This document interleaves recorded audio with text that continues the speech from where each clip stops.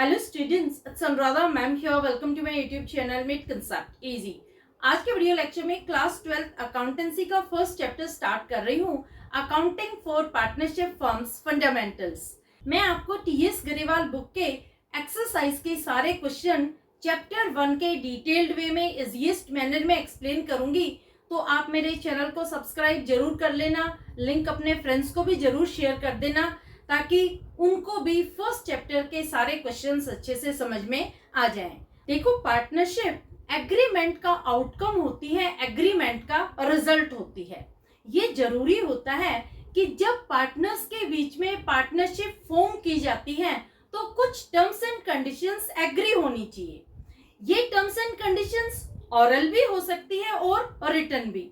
Law कभी भी ये मैंडेटरी नहीं करता है कि टर्म्स एंड कंडीशंस रिटन होनी चाहिए, लेकिन ये डिजायरेबल होता है, ये बेस्ट कंसिडर किया जाता है कि पार्टनर्स के बीच में टर्म्स एंड कंडीशंस रिटन होनी चाहिए ताकि फ्यूचर मिसअंडरस्टैंडिंग को, फ्यूचर डिस्प्यूट को अवॉइड किया जा सके। और टर्म्स एंड कंडीशंस पर सारे पार्टनर्स के सिग्नेचर होने चाहिए और एक्ट के अंडर वो रजिस्टर होने चाहिए।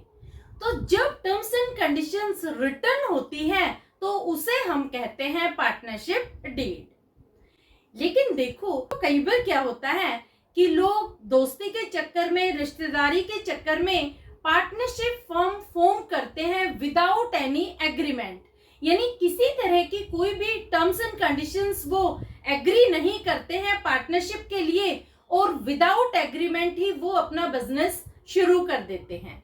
लेकिन बाद में क्या होता है कि उनके बीच में मिसअंडरस्टैंडिंग डेवलप होनी शुरू हो जाती है, डिस्प्यूट्स अराइज हो जाते हैं। जैसे जो पार्टनर ज्यादा पैसा लगा रहा है, ज्यादा कैपिटल इन्वेस्ट कर रहा है, वो चाहेगा कि मुझे प्रॉफिट का ज्यादा शेयर मिले, मुझे इंटरेस्ट ऑन कैपिटल मिले। जो पार्टनर बिजनेस की सारी एक्टिविटीज को अंडरटेक करता है, सारे बिजनेस की देखभाल करता है, वो सोचेगा मुझे बिजनेस में सैलरी मिलनी चाहिए, मुझे बिजनेस में कमीशन मिलना चाहिए। तो कई तरह के मिसअंडरस्टैंडिंग पार्टनर्स के बीच में अराइज हो जाती है। अब देखो, जब उन्होंने पार्टनरशिप फॉर्म की थी तब दोस्ती के चक्कर में फॉर्म की थी, रिश्तेदारी के चक्कर में फॉर्म की थी, कोई भी एग्रीमेंट उन्होंने आपस में नहीं बनाया। लेकिन जब डिस्प्यूट अराइज हो जाता है तो उस डिस्प्यूट को वो कैसे सेटल डाउन करेंगे। इस तरह के इश्यूज को सेटल करने के लिए हम फॉलो करते हैं provision of Indian partnership act 1932। Law कुछ टर्म्स एंड कंडीशंस अप्लाई करता है in absence of partnership deed, यानी जब पार्टनर्स ने कोई भी एग्रीमेंट नहीं बनाया, ना ही तो उन्होंने ओरल एग्रीमेंट बनाया, ना ही रिटन एग्रीमेंट, और जब फ्यूचर में उनके बीच में डिस्प्यूट अराइज हो जाता है तो उनके डिस्प्यूट को सेटल करने के लिए कुछ प्रोविजंस बनाए गए हैं as per Indian partnership act 1932 ताकि उनके डिस्प्यूट को सेटल किया जा सके।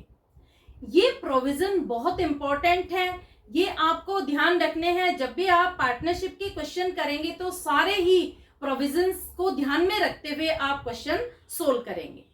तो कौन कौन से प्रोविजन हैं, मैं आपको 6 प्रोविजन बता रही हूँ जो पार्टनरशिप डीड के एब्सेंस में डिस्प्यूट को सेटल करने में यूज किए जाते हैं।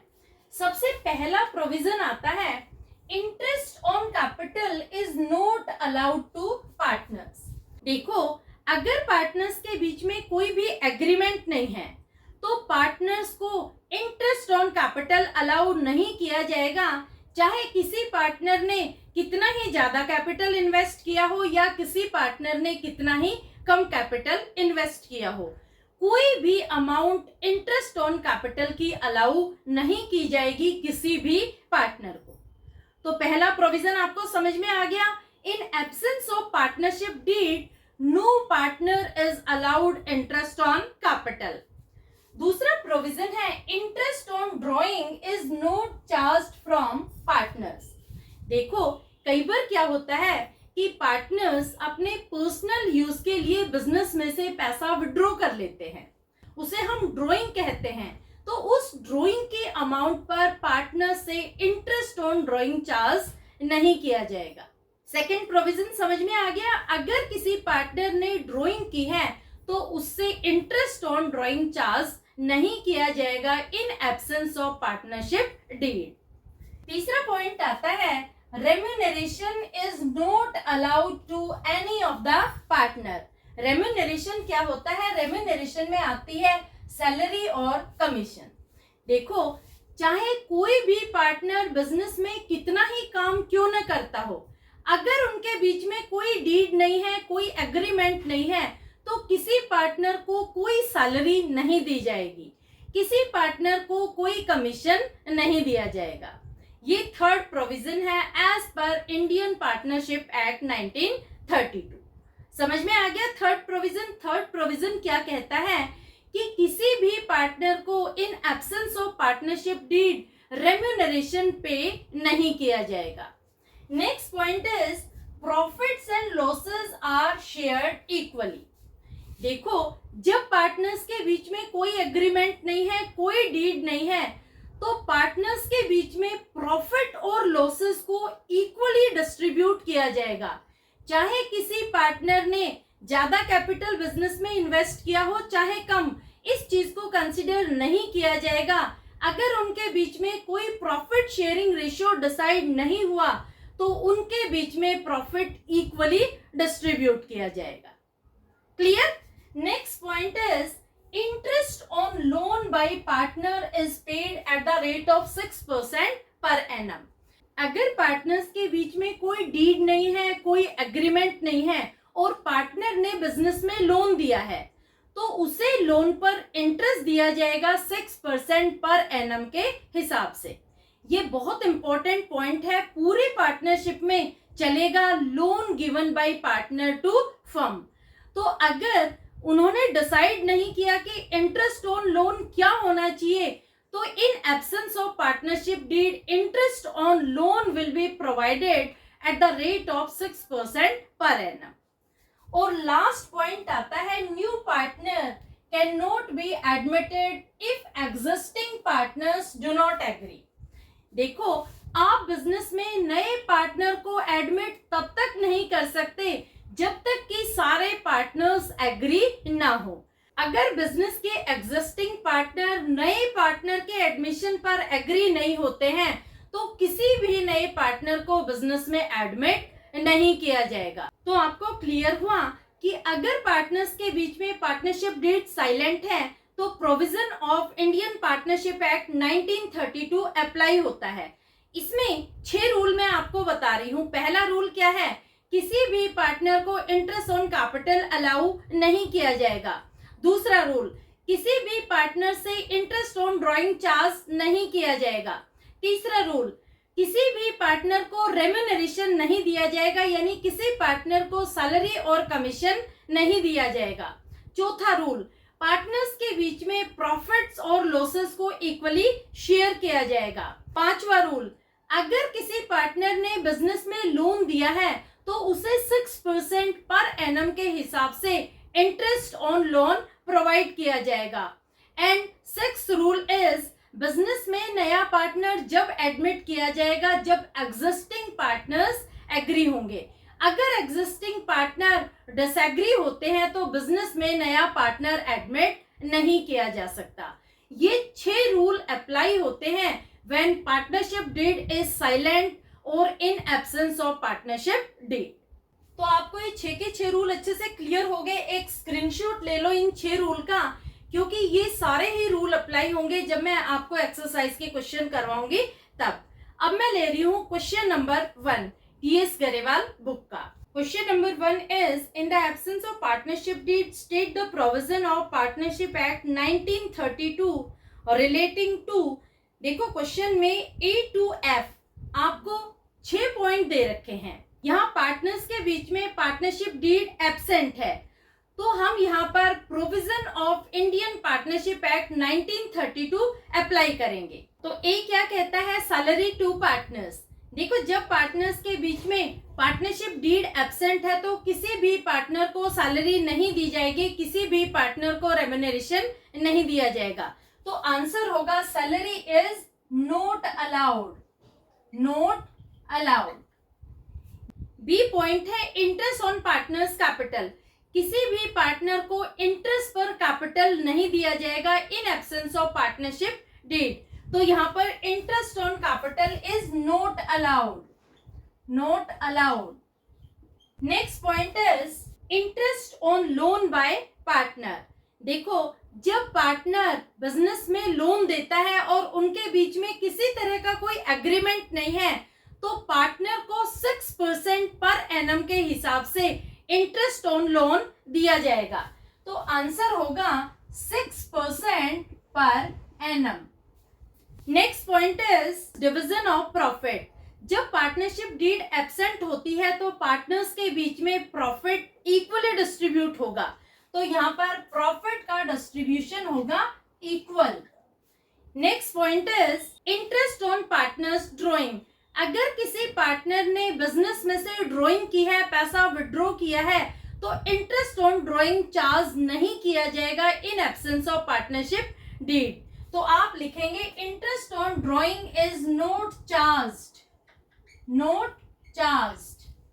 And last point is interest on loan given to partner. अगर बिजनेस ने किसी पार्टनर को लोन दिया है और किसी तरह का कोई भी एग्रीमेंट साइन नहीं किया, तो पार्टनर से लोन पर इंटरेस्ट चार्ज नहीं किया जाएगा।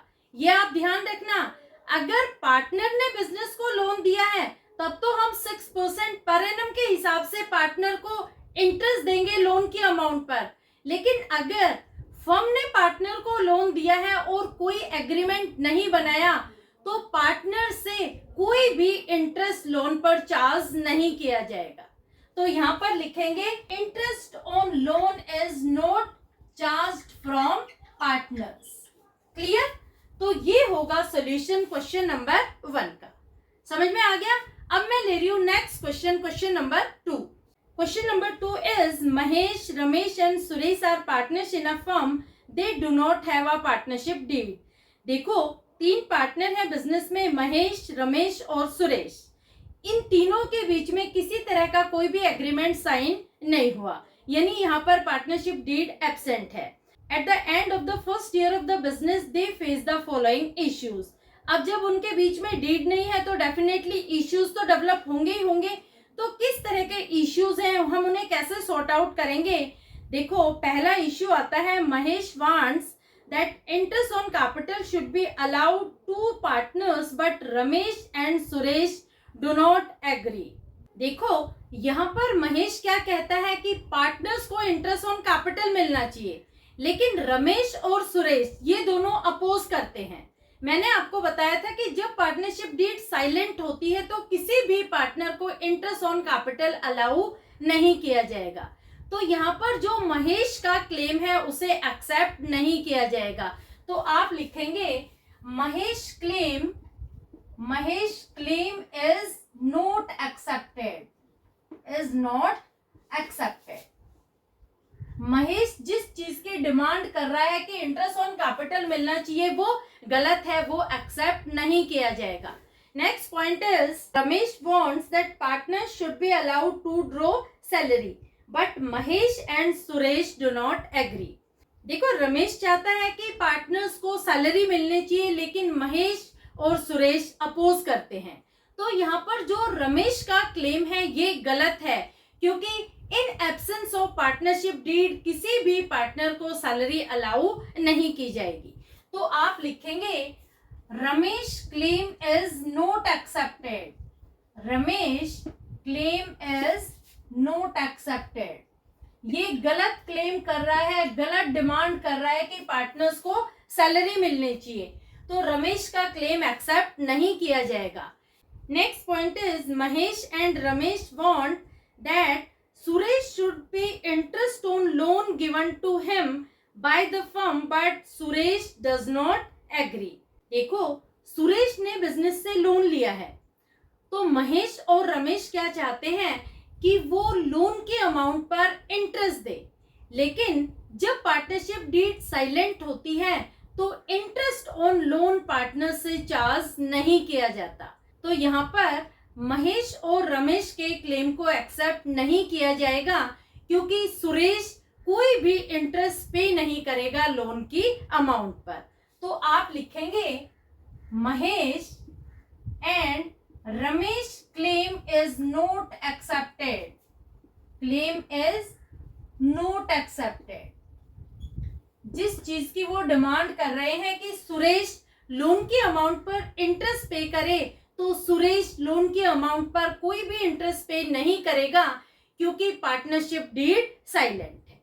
Next point is Mahesh and Ramesh having contributed more capital desire that profit should be distributed in the ratio of their capital contribution, but Suresh does not agree.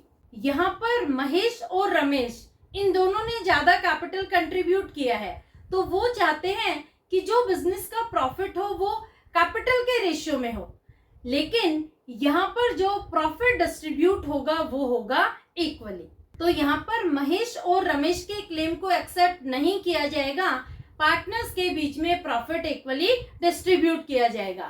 तो आप लिखेंगे Mahesh and Ramesh claim is not accepted. क्यों नहीं accept किया जाएगा? Because profit is distributed equally among all the partners. Clear? समझ में आ गया? तो ये सॉल्यूशन है क्वेश्चन नंबर 2 का. होपफुली दोनों क्वेश्चन आपको अच्छे से क्लियर हो गए होंगे. फिर भी किसी तरह की कोई क्वेरी हो तो feel free to comment in comment box. Thank you so much.